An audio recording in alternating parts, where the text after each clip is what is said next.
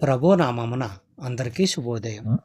ఈరోజు దేవుని వాగ్దానము ఏమనగా, లోకాసు వార్త 24వ అధ్యాయము 49వ వచనము. ఇదిగో, నా తండ్రి వాగ్దానము చేసినది మీ మీదికి పంపుచున్నాను. మీరు పైనుండి శక్తి పొందు వరకు పట్టణములో నిలిచియుండుడని వారితో చెప్పాను. సహోదరి సహోదరులారా, తండ్రి వాగ్దానం చేసినది పవిత్రాత్మను. దేవుని శక్తి తోడు లేకుండా దేవుని పనిని చేయగలమని క్రీస్తు సేవకులు వ్యర్థంగా ఊహించరాదు.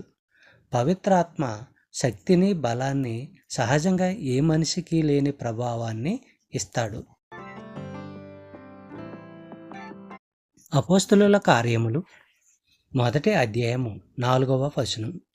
ఆయన వారిని కలుసుకొని ఇలాగో ఆజ్ఞాపించెను, మీరు యెరూషలేము నుండి వెళ్ళక నా వలన వినిన తండ్రి యొక్క వాగ్దానము కొరకు కనిపెట్టుడి.